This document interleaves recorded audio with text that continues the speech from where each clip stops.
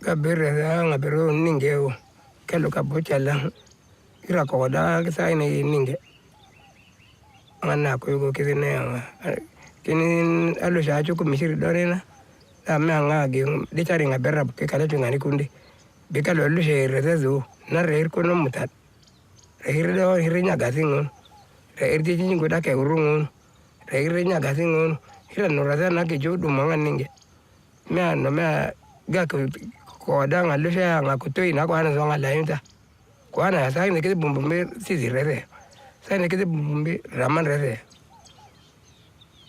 na bayra kala nga zonga ge ma kal kal ko ani ko bodo gina ka ba ko gujuran bar ngalu sha a gerri ngate na me ani ba me a gerri be ba ninge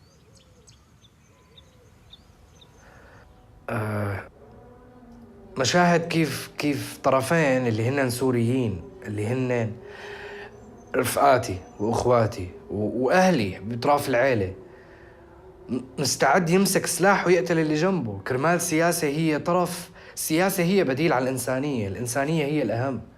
السياسه هي عباره عن علاقه مصالح بين دول كتير كبيره وعالم كتير فوق. نحن عالم درويش، شو دخلنا بالسياسه؟ ليش تتفوت؟ انت ما رح تغير شيء اذا حكيت. فلما بلش الموت، لما اشوف الموت قدام عيوني، لما رفقاتي شوفهم ملقحين وما عم يتنفسوا، بعد التفجيرات يصير التفجير، صار تفجير قدام بيتي كنت عبعد عنه إشارتين مرور، التاكسي اللي كنت فيه انكبس هيك. لما يصير تفجير وشوف ايدين ورجلين بالارض وشوف دم وشوف مخ وشوف عند باب بنايتي كانت في ايد ملحوشه، جارتنا كانت طالعه تاخذ ابنها من المدرسه مثل المجانين، غميت بالارض بس شافت المنظر. بعد ما شفت كل هاد خلص ربت عندي خوف وحذر مو طبيعي. الانسان ممكن يقلب وحش بالنسبه إلي، خلص يعني انا ما بثق ببشري غير حالي. ولهيك وطدت علاقتي بالروحانيات والى اخره، لانه انا جانبي البشري او الانساني او الملموس او المحسوس ما عاد يعني لي شيء.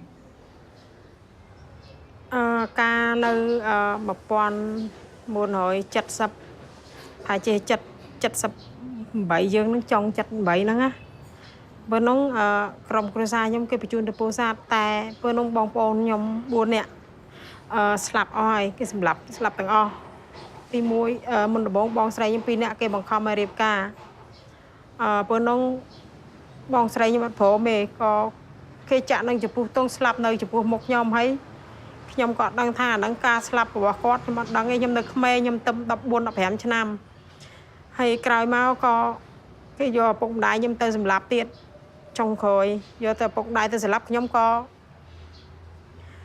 រត់ទៅរកឪពុកម្ដាយពេលនោះគេសម្លាប់ម្ដាយខ្ញុំទម្លាក់ចូលក្នុងដៅនឹងគឺចាក់ចំពោះទងទាំងអស់និយាយរួមគ្រួសារខ្ញុំសិតស្លាប់ 3-4 នាក់គឺចំពោះទងទាំងអស់ហើយក្រោយមកក៏វាចាប់អូសខ្ញុំទៅកន្លែងព្រៃមួយហ្នឹងវាចាប់រំលោភខ្ញុំ3នាក់ត្រង់ចំណុចហ្នឹងហើយដែលខ្ញុំចង់ចាំអត់ភ្លេចគឺខ្ញុំពេលនោះខ្ញុំរើមរាស់ជាមួយគេប៉ុន្តែរើអត់ឈ្នះគេរហូតដល់3នាក់ឯងខ្ញុំ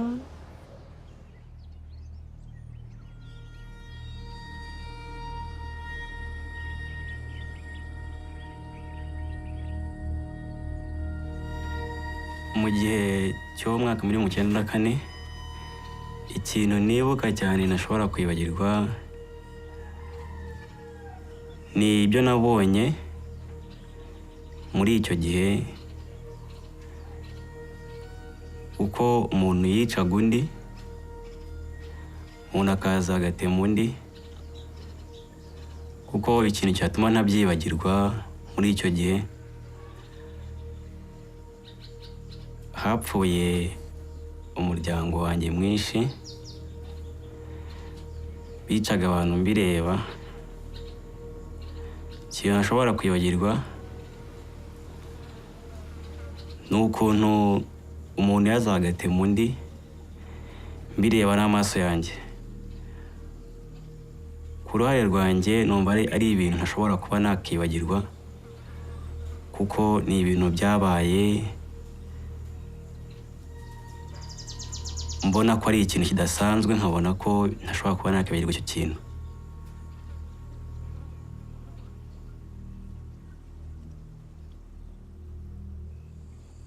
nubwo mu gihe cy'intambara nyine nari ndimo mvuga ikintu cyambabaje cyane.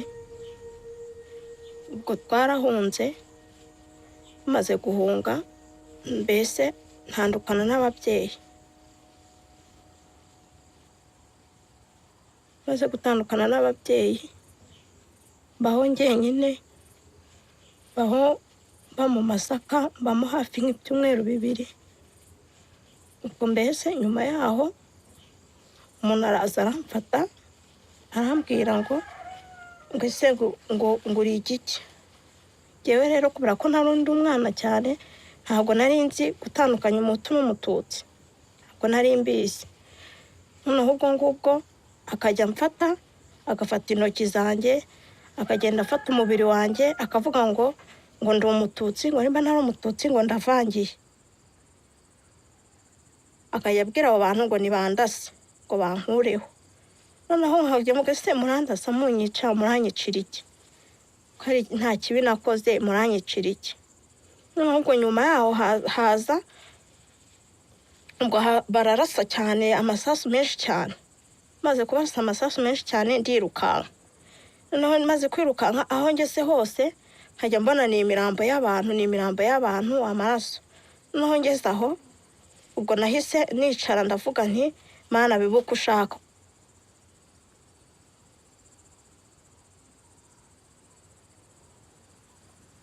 Nagira Imana nkarokoka.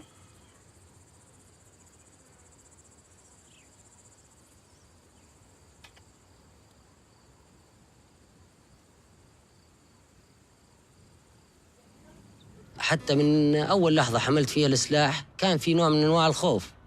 يعني الخوف موجود عند كل البشر، وخايف كمان إني أشيل دم أو كذا وهيك، أو إنه شيلت السلاح. أنا صرت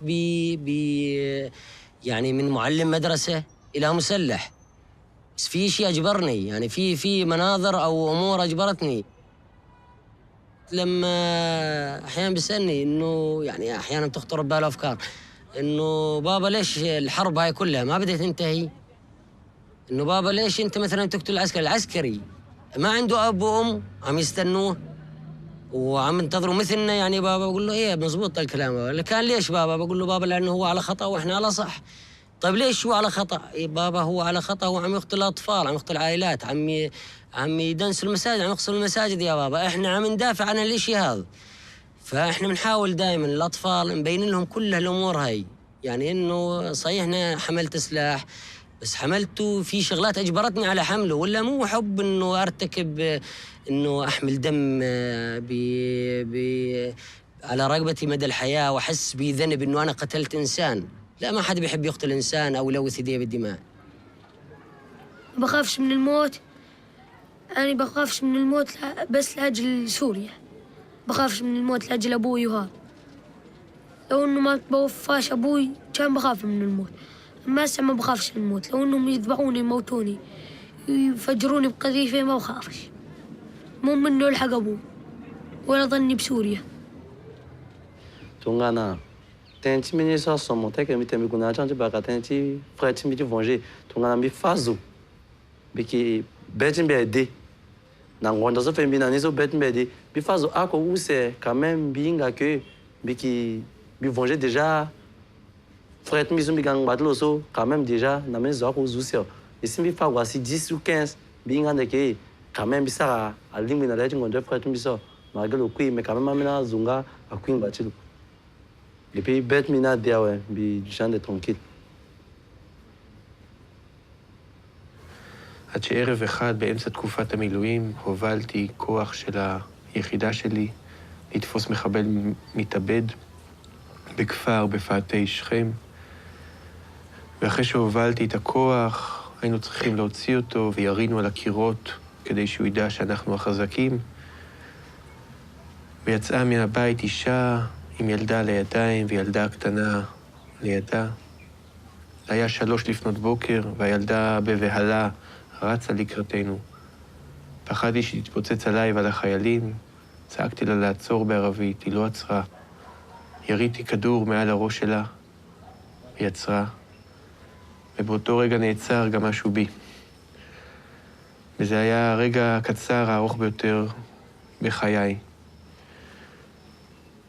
הילדה נשארה בחיים, וגם אני נשארתי בחיים.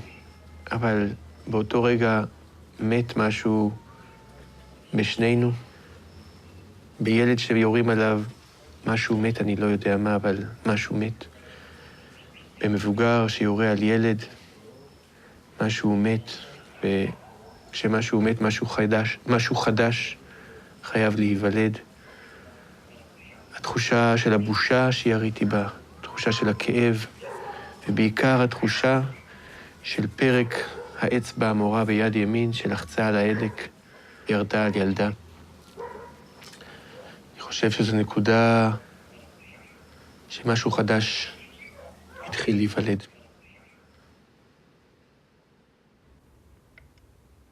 There was a moment, and the reason his face is always going to be with me. There was a moment when he looked at me, and our eyes kind of met, and at that moment, it was like everything else disappeared. There was no sound, and it was just two people looking each other in the eyes, and just for a moment connecting as like two human beings in an event that is beyond any of their control. But at that moment, he wasn't a terrorist, he wasn't an insurgent, he wasn't an Iraqi. He was a scared man, and he was asking me for help. From that moment on, the war changed for me. It became a little more scary, and it became a little more, I started to question decisions a little more. Because of that event, it put a face. That scared, crying man peeing himself could be any or all of them. Наверное, делают человека жестоко таким же, потому что человек хочет отомстить, прежде всего, за эту жестокость. Но, как бы, понимая все это и пытаясь сохранить все-таки в себе человеческое какое-то осмысление, вот это приходит потом, что после смерти нет покаяния. Понимаете? И твой враг, которого ты поверг, которого ты убил, он перестал быть врагом. И приходит осмысление, что для чего это все, зачем мы убиваем друг друга, и конца этому не видно, понимаете? То есть человеческая натура, наверное, устроена так, что убивая другого человека, человек потом все-таки приходит к мысли, что этого можно было все-таки избежать как-то. Потому что жить с этим потом не так-то просто.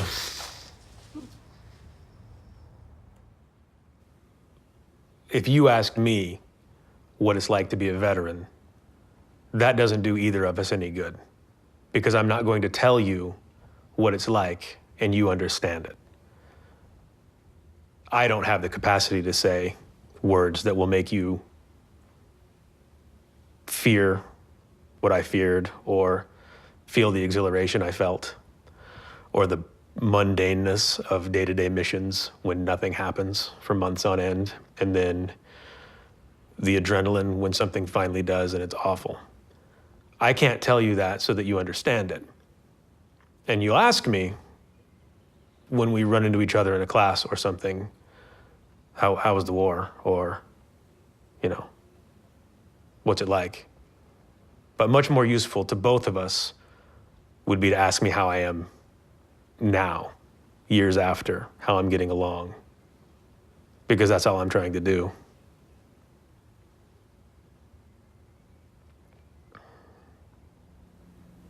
One of the most impactful things that will occur after being in combat is the feeling of killing another human being.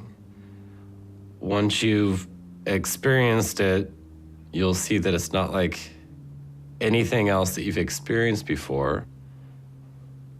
And unfortunately, that feeling, your body will want to experience again. It's really difficult to try to explain to somebody what that feeling's like. Right now, I still feel like experiencing that again, and it's probably why I keep a loaded weapon in my house. I yearn or desire for someone to try to hurt me or to break in or to give me an excuse to use that violence against somebody else again.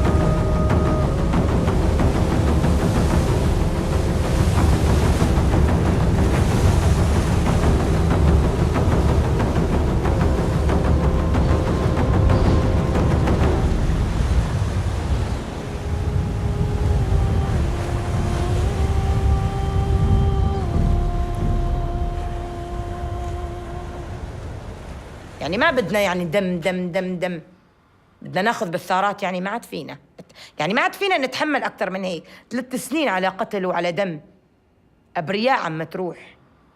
كمان ما بدنا نتسامح. هو التسامح هو الحرية بذاتها، هو السلام التسامح. متى ما صفت القلوب خلص صفي كل شيء، ما عاد ظل في دمار.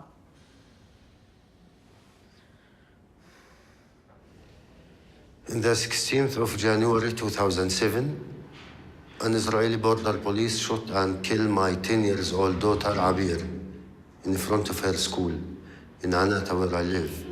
She was with her sister and 2 other friends, 9:30 in the morning. In her head, in the back, from a distance of 15 to 20 meters, by a rubber bullet. Abir wasn't a fighter. She was just a child.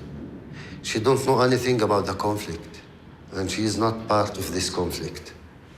Unfortunately, she lost her life because she's a Palestinian.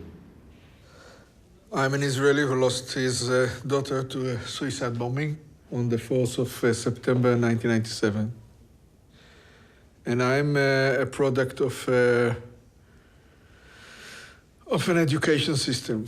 These are 2 societies at war, and they socialize the young generation to make them being able to sacrifice themselves when time comes. And this is true to Palestinian society, and this is also true to Israeli society.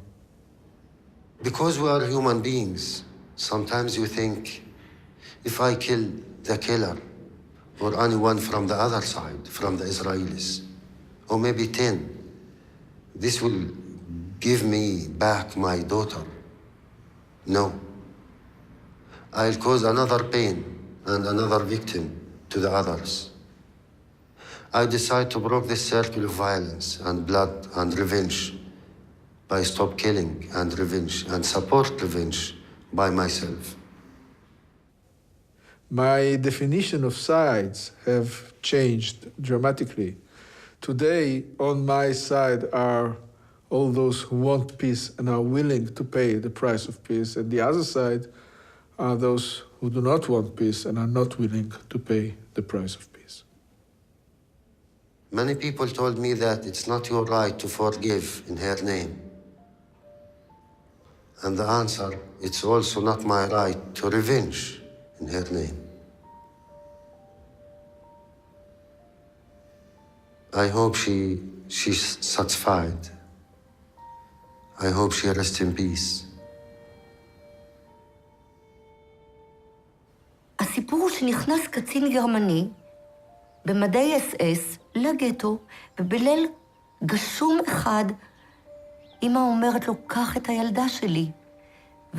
אמא מספרת שהיא מרימה את גדר התיל ומוסרת את התינוקת שאני ילדה, כאמור יהודייה בת 2.5, והיא בלב כואב מספרת שהיא מעבירה אותי לידיים של איש מופלא במדי אס-אס. היום אנחנו יודעים שאותו אדם, אלוי זה פלווה, שירת בצבא הגרמני, כי זה היה, הוא חי בגבול גרמניה. אבל למעשה הוא לקח אותי למעיל שלו, הכניס אותי לתוך המעיל שלו כתינוקת, ומעביר אותי אל גבול גרמניה, פולין, לבית הוריו. והם מגדלים אותי, הוא מספר שאני ביתו הלא חוקית, והם מגדלים אותי, הופכים אותי לנוצריה קתולית, הם מגדלים אותי עד סוף המלחמה, איזה מחווה, איזה מקסם, איזה יד מושטת, חוויה של ניצוצות של אור בתוך דברים שהם נקראים טירוף של אנושות. אם אני רוצה ומעלה בדעתי לשאול את עצמי, האם אני הייתי יכולה להיות בתוך אחד המקומות האלה, ואולי הקשה ביותר, האם הייתי יכולה להיות במקום של אותו קצין גרמני? איך אנחנו יכולים בכלל לענות על השאלה הזאת? איך אפשר? אני לא מאמינה שהיה לי את כוחות הנפש האלה לעשות את זה. אם אני שואלת את עצמי את השאלה, אולי כן? איך הוא ידע שזה קרה לו? מי יודע שיש בתוכו, ואיך מתחברים אל אותו רגע אמת שאפשר להקריב את עצמך, את חייך היחידים, למען מישהו אחר.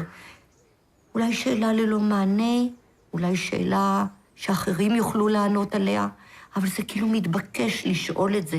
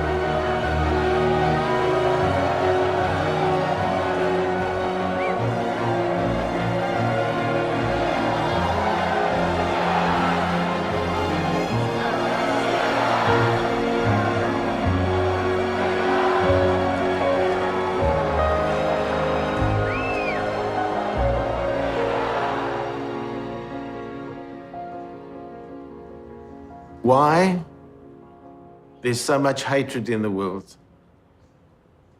Why people have to kill. Why nations and communities and ethnic groups can't get on with each other. Why everyone thinks they're better, or their church is better, or their religion is better, or their way of life is better. Hay mucho. Eso es malo. Convivir. ¿Cómo estamos? ¿Cómo está usted? Saludos. Adiós. Eso es bueno. Pero, no, adiós. No, no, adiós, no, adiós. Eso es bueno. Los vecinos nos respetamos, nos queremos.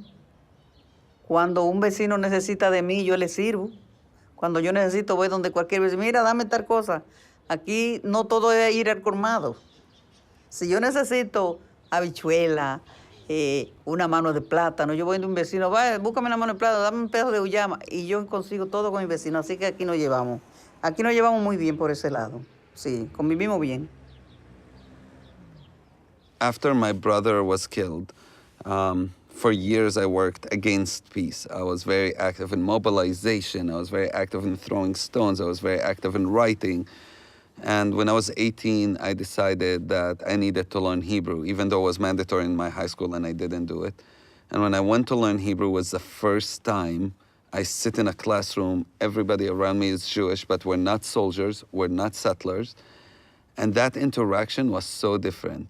And we started over really weird things, have nothing to do with conflict. We started our conversations about music. The fact that I love country music, which is really strange for Palestinians, and I found a couple of people who did. We talked about coffee and which coffee is better, instant coffee or Arabic coffee. But it was from there that the whole demonization of the other was so hard to follow anymore, because we got to see a human being. And next time there was a suicide bombing in Jerusalem, I didn't think of the enemy and suicide bombing against the enemy. I thought of my friends. And I picked up the phone and I started calling to make sure none of them are hurt. Next time there was a problem in East Jerusalem and somebody was shot, all these people in my Hebrew class started calling me and wanting to make sure that I'm fine.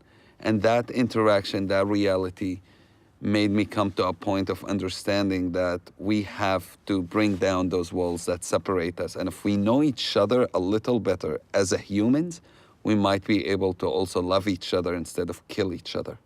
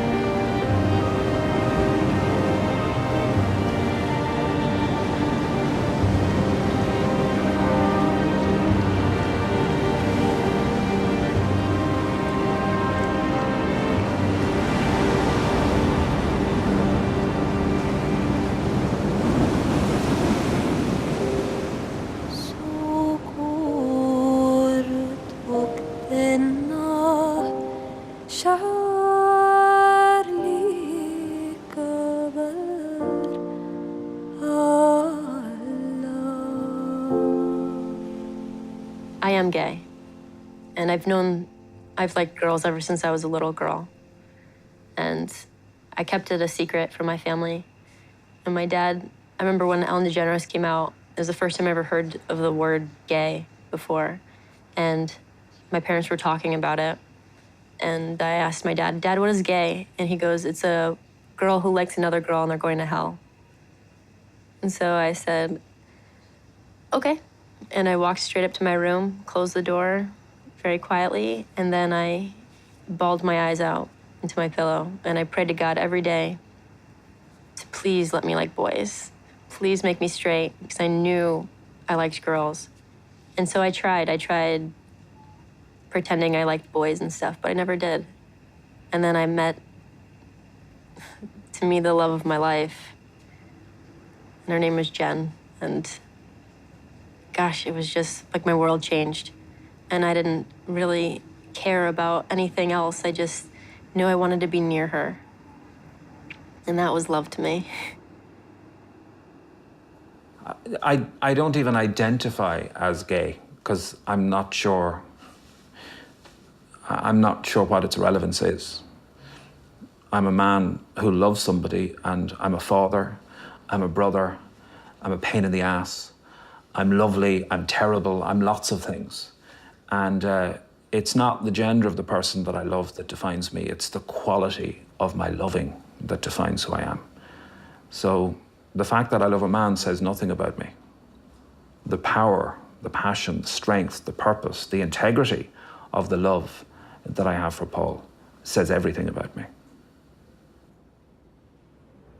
It wasn't easy for me to be with a woman in my country because, first of all, women who are with other women will be raped, will be killed, because men will think you are a waste. Men will want to correct you and rape you to become a woman.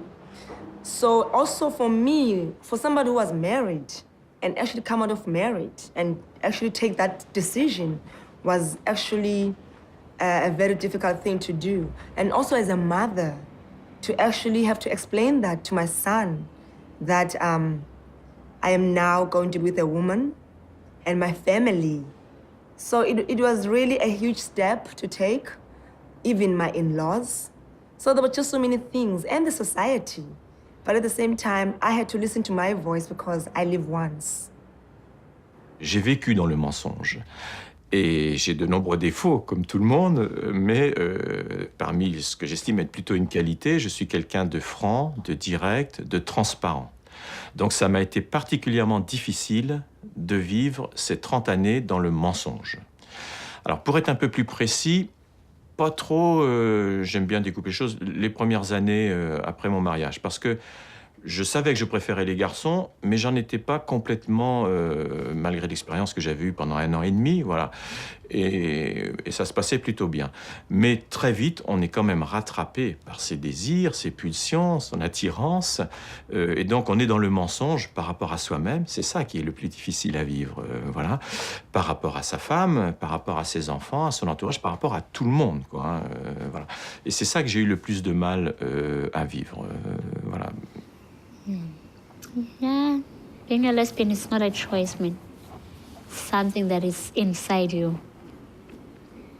And that no one can help, or it's not curable, or it's not a disease actually. Because they always say we're sick. Our families even take us to the doctors, to the sangomas, but you just stay there. It's difficult with my grandmother because she doesn't approve with me being a lesbian, and she hates the fact that I'm one. Even I had to leave home and go stay on the streets because of my sexuality. I even had to force myself with guys so that my granny can approve, to get my granny's approval. And it hurts because I had to do stuff that I really, really didn't want to do. Even though I did that, I even asked a friend of mine who is a dude to pretend as if he's my boyfriend. But that guy, what he did, he forced himself to me, and then he left me with HIV. And that was in 2003. I did all that just to get my granny's approval. But now, I know that I don't have to do anything to please someone else. Ne pas se sentir reconnu, ne pas se sentir compris, ne pas se sentir aimé tout simplement dans sa famille. Aimer, oui, mais et pas aimer pour ce que l'on est. On a envie de partager quelque chose. Quand un homo, il ne sait pas si c'est mal ou pas mal. Et si on lui dit, mais c'est bien ça, enfin c'est bien, c'est comme ça, il ne pense plus. C'est à peu près comme quelqu'un qui sait pas s'il va avoir un cancer. Il sait pas s'il a un cancer ou pas. Et si on lui dit, mais t'en as pas un, un homo, il se demande ce qu'il a. Il sait pas si c'est grave ou pas grave et qu'est-ce que ça va faire. Donc si on lui dit, mais ça, il n'y a rien de plus merveilleux que des parents qui disent, et puis, t'es homo et puis. La seule chose, c'est qu'il faut que tu sois heureux. Pour moi, c'est tellement évident que c'est ce « et puis » qui manque souvent. Mes parents, ils avaient tellement peur que je reste homosexuel que quand je leur ai dit que je changeais, ils s'y ont vraiment cru. Et même si mes parents ils me posaient des questions tous les jours, ils me demandaient « c'est bon, t'as changé? C'est bon ?» Et comme je sais que c'est pas possible de changer, je fais comme si j'ignorais la question, je me prends pas la tête. Et au bout d'un moment, mon père, il n'en pouvait plus. Donc il s'est mis à m'engueuler, à me crier dessus, à me frapper et à me dire je sais que t'as pas changé, je sais que t'es toujours comme ça. Et à me dire si tu te fous de ma gueule, moi je vais te faire vivre un enfer et tu dois partir maintenant si vraiment t'es comme t'es. Alors je suis parti. J'ai pas hésité une seconde, je suis parti. J'ai pensé à quelque chose. J'ai pensé à mon petit frère. Je me suis dit, mon père quand même il nous frappe. Mon petit frère, c'est pas possible. Je peux pas le laisser dans un monde comme ça où il va être tout seul parce que mon grand frère est parti. Moi je pars, lui il va être tout seul et c'est lui qui va tout se prendre. Il y a un moment où stop.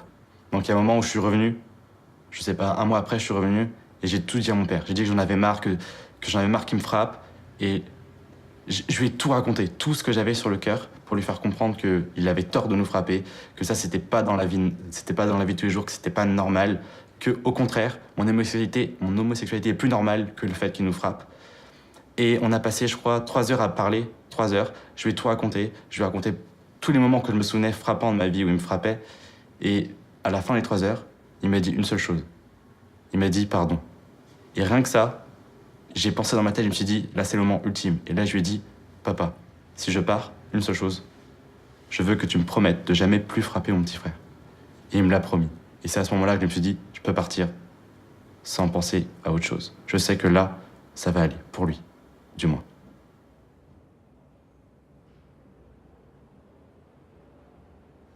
I have a son who's now 31 years old, who I love very much. He's gay, a gay man, and the day that he came out was quite significant. I knew that he was struggling with something. He'd been suicidal, and he was 18 years old. And he said to me one day, "Dad, I've got to tell you something." And I said, "Okay, son, tell me, what is it?" And he went pale. He really went white, and he said, "Oh, I feel sick." And my heart really went out to him. And at that moment, I kind of knew that he was going to tell me he was gay, although I hadn't made that connection because he's quite masculine in his traits. But just at that moment, I had a sense that that's what he was going to tell me. So I said to him, "Son, let me guess. Let me make it easier for you, I'll guess." And he said, "Yeah, okay." And I said, "You're going to tell me you're gay, aren't you?" And he went, "Yes, I am." And I just really, really felt for him because it was such a struggle for him to tell me that. And everything sort of made sense because he didn't want to be gay, and that's why he'd been suicidal. And so I just gave him a big hug and said, "I love you anyway, son. It doesn't make any difference to how much I love you." And I think that our relationship has really been a lot stronger since then. So that's been a journey in itself. Я пригласил человека к себе домой, с которым мы уже раньше общались. И потом, когда я что-то готовил на кухне, он параллельно открыл дверь, впустил своего приятеля. И мне дали бутылкой по голове, кругом были осколки, было много крови. К моему горлу поднесли осколок бутылки, нож, и сказали, что сейчас меня убьют, потому что я гей. Естественно, слово «гей» звучало не так. Была нецензурная лексика. Мне было безумно страшно, и у меня все пересохло во рту, и параллельно я кучу мыслей, наверное, перекрутил. Я понимал, допустим, что я же не боюсь умирать. Почему мне так страшно? И я понял, что я просто не хочу умереть сейчас. Я вспомнил, как годом раньше я был на похоронах своего знакомого, которого убили, потому что он был геем. Я вспомнил те случаи, когда действительно убивали людей. Мне стало очень страшно.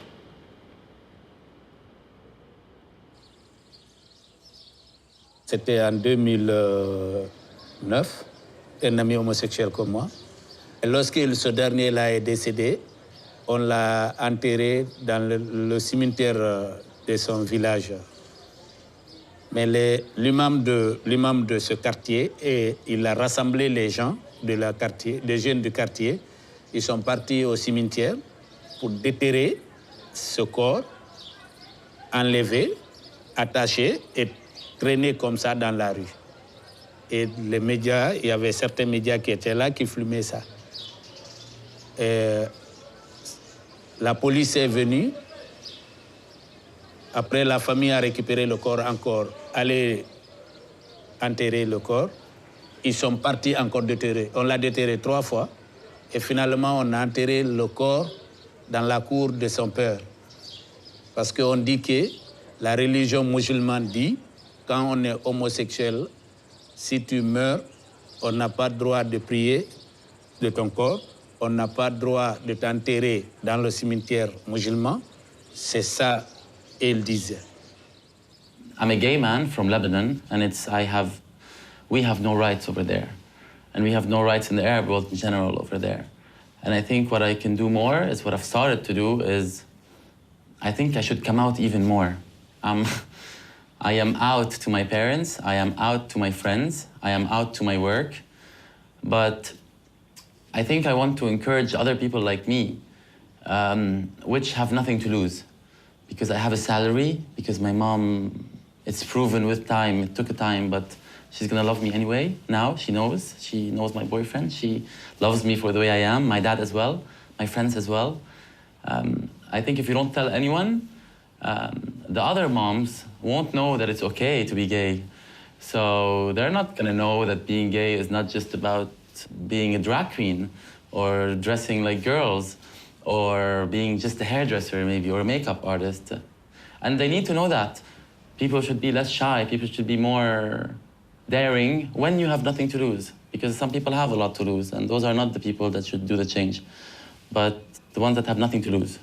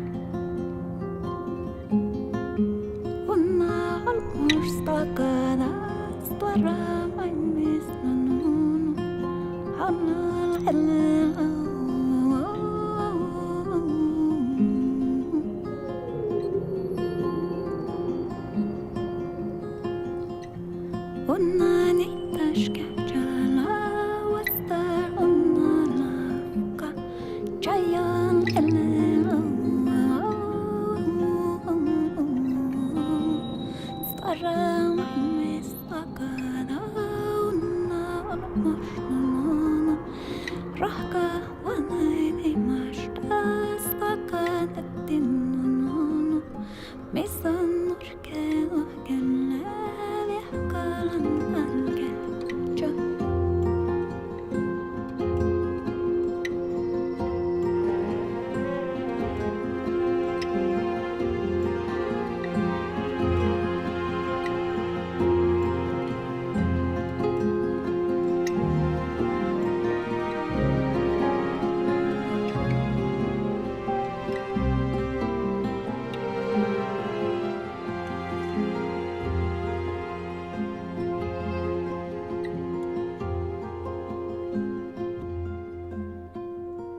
La familia para mí es comunión. Es llegar a tu casa y encontrar a alguien que te abrace y te diga, qué bueno que estás aquí. Ayudar a mis hermanos a hacer algo que ellos no pueden, que yo ya pude, por ser uno de los mayores. Enseñarle. Ver a mi papá llegar del trabajo, satisfecho, sentado en su sillón y pues poderle servir un café. Creo que me hace sentir bien. Algo que como que te llena por dentro. Y si te falta uno, te queda como que un hueco en el corazón, así como que, diablos, ¿qué pasó? ¿Dónde está? Creo que la familia es algo feliz, notable. Es otra cosa. Te llena. Lo más difícil para mí de toda mi vida, el fallecimiento de mi papá. Porque pues...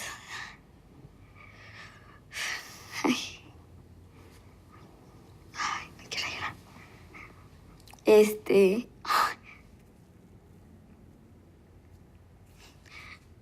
Fue con el que me apoyaba mucho. Era el que pues nos sacaba adelante a mis hermanos y a mí.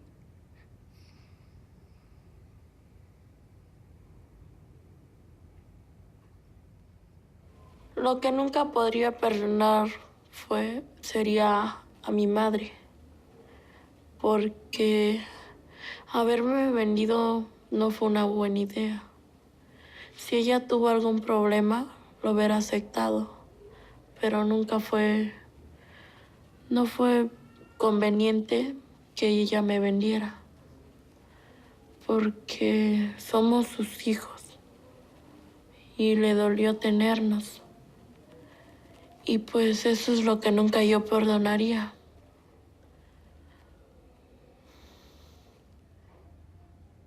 Yo me salí a los 12 años de la casa de mis abuelitos por maltrato. Entonces me fui a la calle, estuve una noche así solita, pasé frío y pues me daban ganas de regresarme, pues porque pues no sé, me daba miedo que algo me fuera a pasar, pero pues dije no, porque pues qué tal si va a ser peor, van a decir que porque me salí, ya no me van a dejar salir. Entonces dije no, pues mejor sigo mi camino para que pues a ver si me pueden independizar yo misma. Yo no le tengo miedo ya a nada, porque viví muchas cosas feas y ya estoy acostumbrado. Pero no le tengo casi miedo a nada. Me dicen, no, que te vamos a pegar, que te voy a matar. Les digo, no, no les tengo miedo.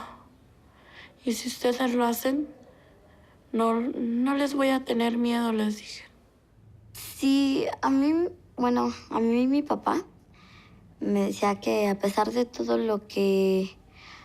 a pesar de todos mis tropiezos que tenga, siempre para arriba. O sea, si me caigo, volverme a levantar. Y así, si me caigo, levantarme y levantarme. Porque pues eso es lo que me ayuda a mí. Y pues si vivo en el pasado, pues siempre estaría llorando, siempre estaría amargada, no amistosa, o sea, nada. Sino pues, no, sino ser juguetona y estar sonriendo. Porque si vivo en el pasado, pues de nada me sirve. Si no hay que vivir el presente.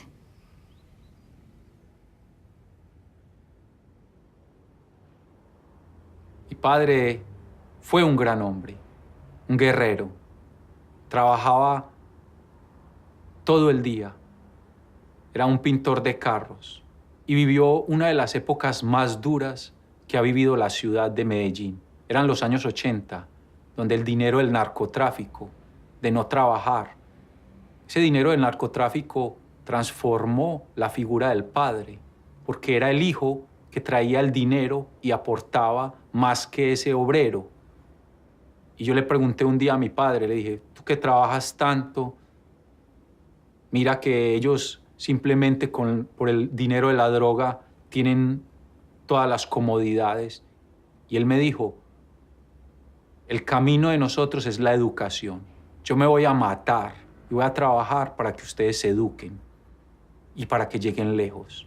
Y solo con el tiempo te darás cuenta. Y es ahora que estoy acá, que soy un profesional, que estoy haciendo realidad ese sueño de niño. Y miro a un lado esa gente que el dinero, el narcotráfico, todos terminaron en nada. He ahí la prueba, que era el buen camino. Y por eso siempre le hago un homenaje a ese padre. Y siempre lo recuerdo. Y cada vez que hago algo, será en nombre de él, de que él se usó para que yo llegara aquí tan lejos. Gracias, papa. Ça peut sembler très bizarre, mais il est très difficile de dire à mes parents que je les aime, en fait, tout simplement. Je crois que c'est tellement puissant. C'est un sentiment tellement fort qu'au moment venu, on n'a plus les mots, on se dit pas « je t'aime maman, je t'aime papa », ça se dit pas chez nous. Enfin, malheureusement, mais pourtant, on s'aime comme tout le monde, hein. Très très fort même. C'est ça qui est difficile. J'aimerais pouvoir trouver un jour la force de leur dire, vraiment, avec des mots, avant qu'il soit trop tard. When I got back from Iraq and my good friend was killed, his mother did not have any other children, you know.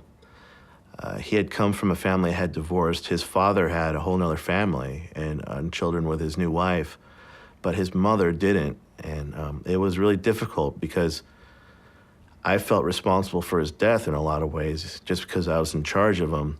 So I would always call her on his birthday and on the holidays. And even though it was a very difficult conversation, but I felt that's how, you know, I would honor him. And from that, the conversations got longer and longer every time I'd call. And then pretty soon, you know, she's coming over my house or I'm going over her house. And then when I got married and had my daughter, we just decided that, you know, she would be her granddaughter, you know, so now she has a family. And I guess that's what family means.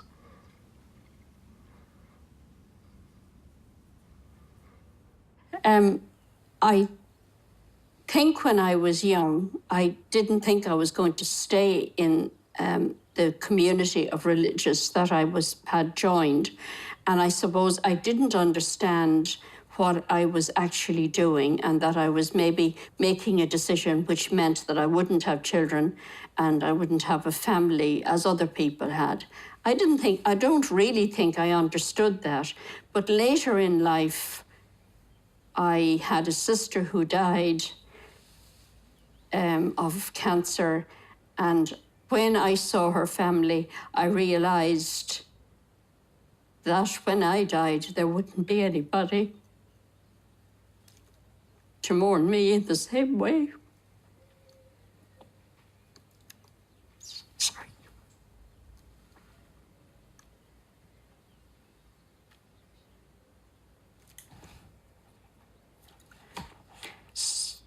It is, as time goes on, then you recognize that you are a parent to other people who you work with or who are friends or who are related to you in some way. So even though you haven't your own family, you have family. So I think that's important to me. The magic moment that I had with my grandfather was right after my grandmother died. And I went to go see him, and I knew that he was hurting, but I wasn't sure what kind of state he would be in. And she was his partner 65 years, as well as his driver. And I went to see him and said, "Grandpa, how are you doing?" He said, "Did you know that for $4 I can get a shuttle anywhere in the city?" I was like, "Wow, that's great, Grandpa." And he said, "Well, I went to Save On, I went to the grocery store and went to the woman behind the counter and said, I have this list of things. Could you help me find them? My wife has recently changed her residence to heaven." And I said, Grandpa, man, you always help me see the glasses half full. And he leaned back and he looked me in the eyes and he said, it's a beautiful glass.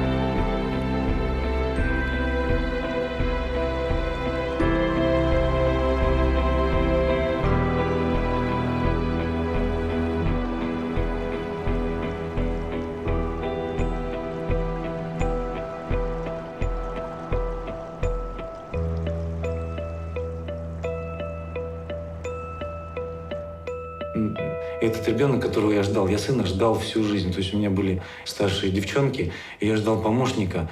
И сейчас хочу еще так же, чтобы был у меня ребенок-помощник. Но он мне помощник в том, что он мне подсказывает, он мне молчит, он смотрит на меня. Когда мы с ним что-то делаем, что-нибудь где-нибудь строгаем, стучим, я ему объясняю и проговариваю. Есть такая притча.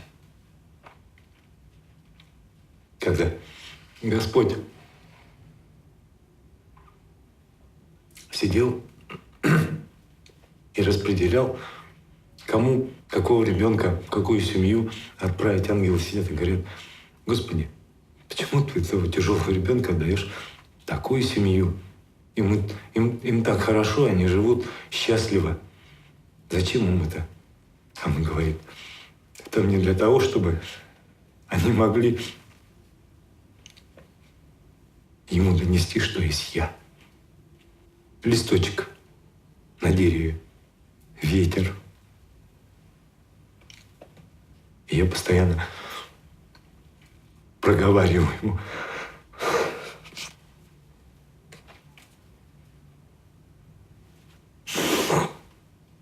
Я проговариваю об этом. Я ему говорю: Алёша, это листик.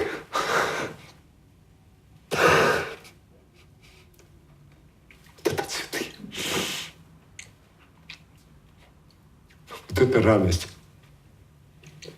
Мы с ним выходим ночью. Я ему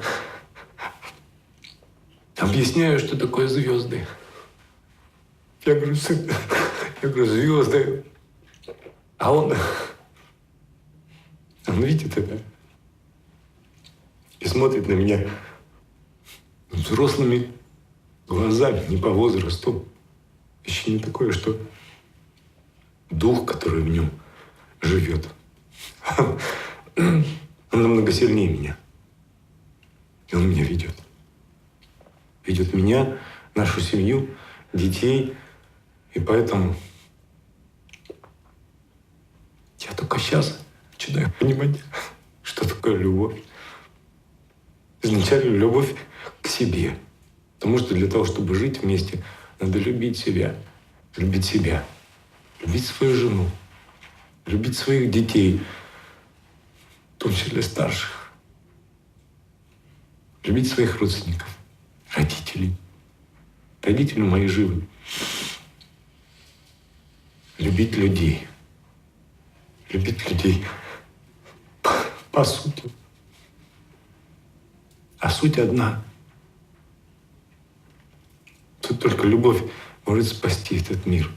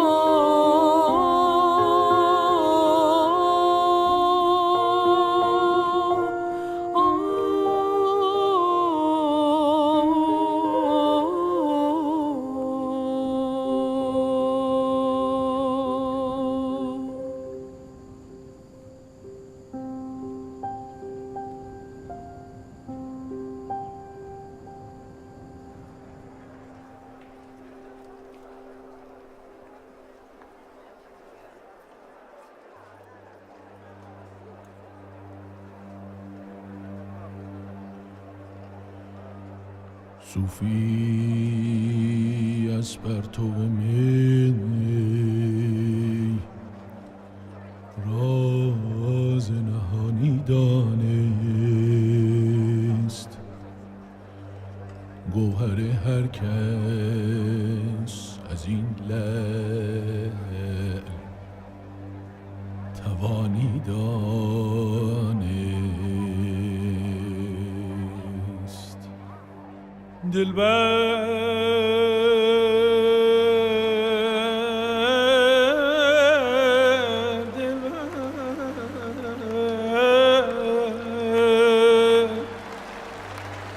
آسایش ما مصلحت وقت ندید،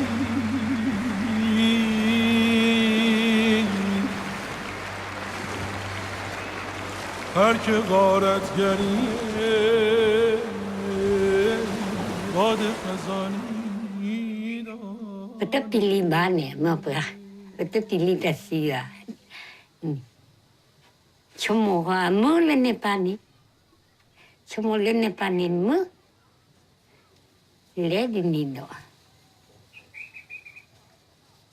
Cuma mu ni pakoni, sapali mata tekele ba, mata tekele nino, nino pucha, nino, ni tene, tu qua tadi.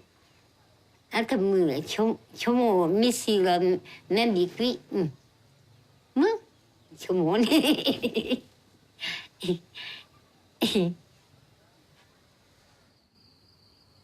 Après la mort, il n'y a plus rien.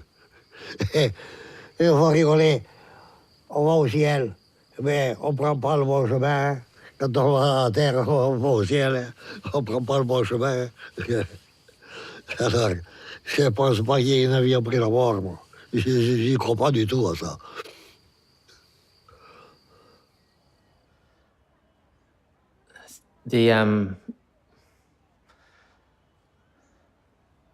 The most difficult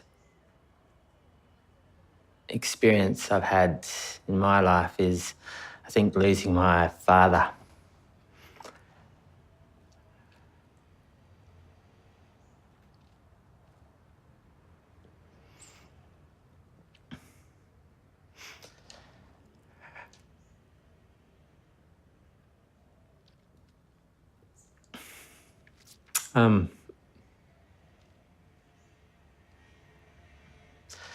I remember he only died recently, and he was such an important person to me.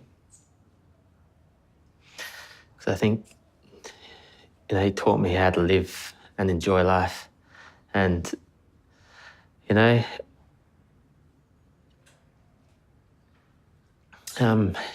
he died in my arms.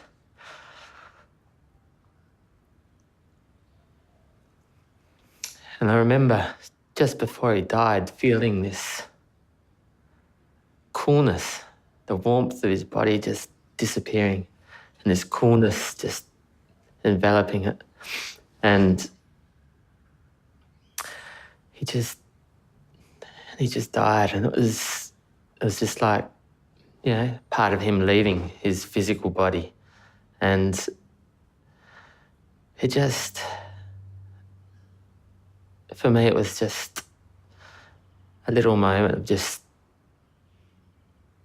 seeing how precious life is and how meaningful we all are to each other. I'm not afraid of dying. I don't know if God exists or not, but I choose to believe. And when I look at the universe, I hope there's a place where our spirits can go and where we'll recognize each other.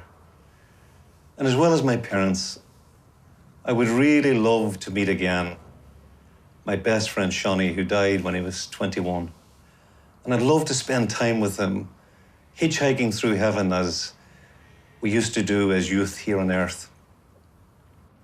I also would love to meet the many good people throughout the generations who tried to make a better world and who tried to work for a world of justice and peace. For me, that's what's most important.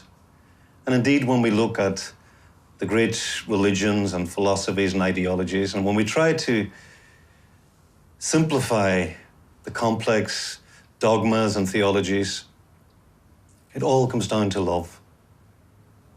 So I hope my spirit is taken up in a great ballet and a great cosmic dance of love, where there's no more suffering and there's no more sorrow, where we can no longer hurt or be hurt, and where we can truly celebrate the great gift of consciousness, the great gift of being, the great gift of life. And if, in the end, there is no God, I'm still thankful for the gift of life. I've often thought the last two words I would like to utter just before I die are thank you. Thank you for the gift of life.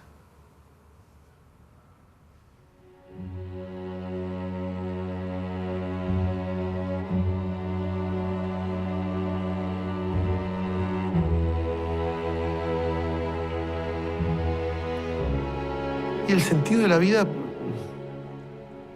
quizá me veo, no sé si es por una cuestión de que me veo, no me siento muy importante, no creo que seamos tan importantes, entonces no veo la vida como algo. La vida se lleva. Todos estuvieron, todos están y todos vamos a dejar de estar. J'ai peur d'avoir été anonyme, de passage sans rien laisser, de concret, ni à mes enfants, ni à personne. Qu'est-ce que je vais laisser? Quand je pense à ma grand-mère que j'aimais énormément et qui est morte depuis longtemps maintenant, je me dis, le souvenir s'efface à toute vitesse. L'image devient floue. Quelquefois, même le son de la voix disparaît. Qu'est-ce qu'on laisse? Qu'est-ce qui reste? J'ai peur de ça. C'est une peur qui est totalement irrationnelle, qui repose sur quelque chose de complètement archaïque, de complètement tribal, je pense, parce que ça me remue terriblement. Et je ne crois pas que ce soit quelque chose qui soit de l'ordre de l'orgueil ou quelque chose comme ça. C'est autre chose. Ça rejoint un peu le sens de la vie. Qu'est-ce qu'on a fait là? Pourquoi je suis là? Je ne sais pas. Je ne sais pas. Qu'est-ce que je laisse? J'aimerais laisser quelque chose, oui. J'aimerais laisser une trace. Une trace.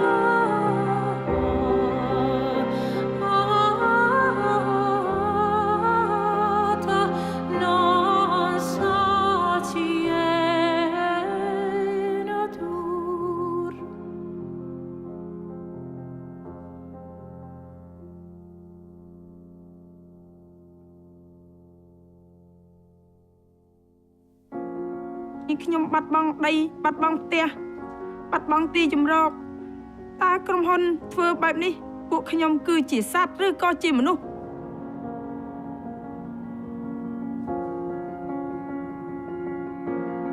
He said, you have to go back to your country. I said, where is my country? I don't have a country, man. It's a killing ground. Filay des mais liggéey moo fi amul da ngay gis kër ak lëmm nit xëy di tëdd ak a jug.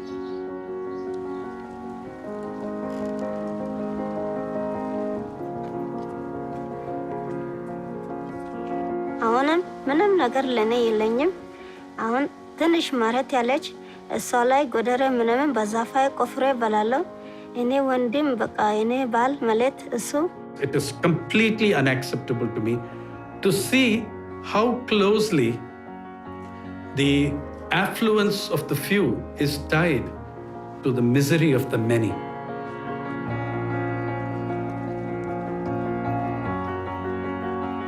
هیچ چیز فرق نمیکنه. خداوند مرا همون چشم و گوش و دان و دست پای داده سورم. منتها یک چیز فرق میکنه که یک آدم علمش بالاست، خوانده است، من نخوانده. Losing half of my body has forced me to balance the other areas of my life in a mental and spiritual manner. Счастье, когда внуки бегут навстречу и своим ангельским голосом кричат «Бабушка!». Вот именно когда бабушка кричат, а не бабушка, когда повзрослеет. Это тоже счастье. Me being 15 with a life sentence, what can be the meaning of my life? That is a hard question.